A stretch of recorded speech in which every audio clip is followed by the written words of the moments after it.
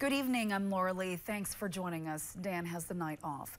Police agencies across the nation are seeing staffing shortages, including dispatchers. And with the dispatch center being open 24/7, finding employees is essential. Northern News Now's Natalie Hepner brings us into Ashland County Dispatch Center, where the staffing shortage hits close to home. And they've found a unique solution to help.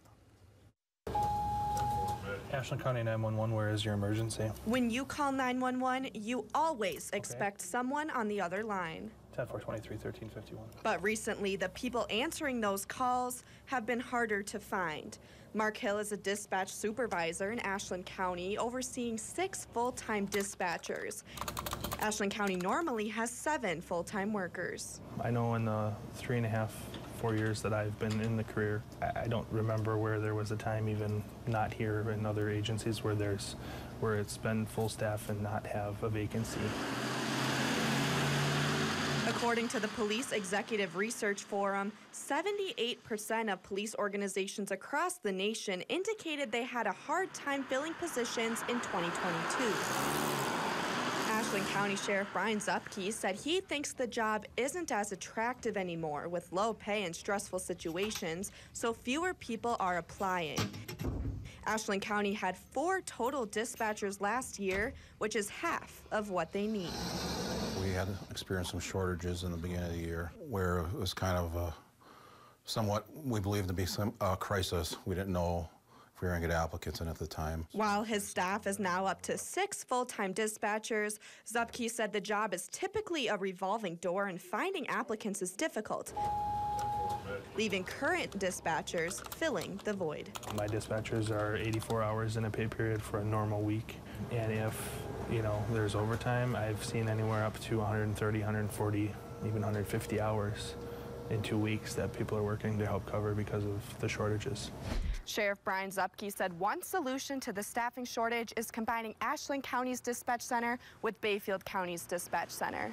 Combine both places, double the employees so people can take off and get away from here and spend time with their family and friends.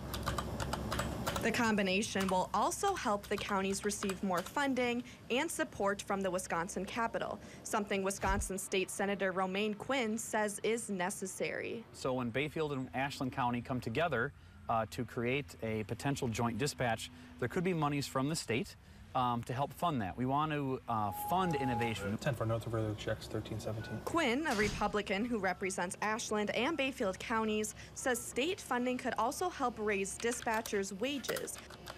Zupke said the current pay for dispatchers is around $21 an hour after training is completed, but the sheriff hopes to increase wages to $25 an hour to be more competitive. We need to keep working to attract new talent, and again, to attract someone, you have to pay them a wage that's attractive.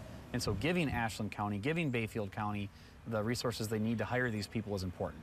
A solution Hill agrees with. You can go work at Walmart or Quick Trip for $18, $20 an hour with no stress, no worry. Hopeful that funding will come. It's crucial that we stay open and available for any life-saving calls, 911 calls. To save more lives. All right, just stay on the line with me here. I'll get EMS headed your way.